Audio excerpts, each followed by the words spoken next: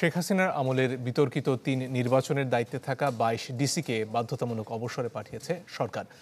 জনপ্রশাসন মন্ত্রণালয়ের সিনিয়র সচিব জানিয়েছেন, সাবেক জেলা প্রশাসকদের মধ্যে যাদের চাকরির বয়স ২৫ বছর হয়েছে তাদের বাধ্যতামূলক অবসরে দেওয়ার সিদ্ধান্ত নেওয়া হয়েছে। বাকিদের বিরুদ্ধেও নেওয়া হচ্ছে ব্যবস্থা।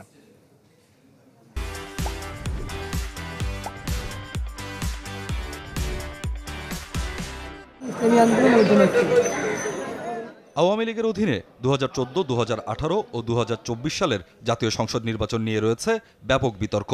একতরফা, রাতের ভোট, প্রতিদ্বন্দ্বিতাহীন এমন অভিযোগ এই 3 সংসদ নির্বাচন ঘিরে। এ 3 নির্বাচনে রিটার্নিং কর্মকর্তা অর্থাৎ ডিসিরা নেতিবাচক ভূমিকা রেখেছিলেন বলে মনে করে জনপ্রশাসন সংক্রান্ত একটি কমিটি।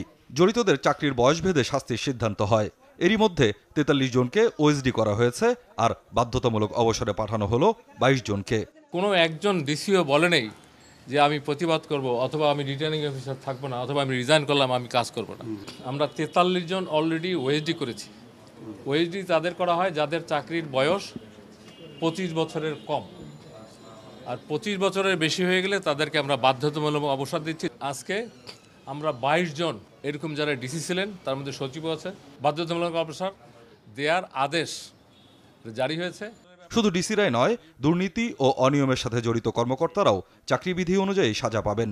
যাদের নামে দুর্নীতি অথবা ওভার অ্যাক্ট অথবা আমরা অতিরঞ্জন, আমরা যেগুলো বলি, একটা অফিসারের আইনের বাইরে থেকে অতিরঞ্জন হয়ে যে কাজগুলো করেছে তাদেরকেও আমরা এই আন্ডার প্রসেস, এবং তারাও এই ধরনের আপনার চাকরিবিধির অধীনে যার যে সাজা, এটা তারাও পাবে।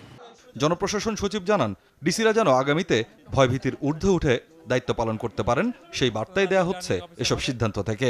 ভয়ভীতির ঊর্ধ্বে সাহসের সাথে আইন কানুন মেনে আপনার রিটার্নিং অফিসারের দায়িত্ব পালন করবে।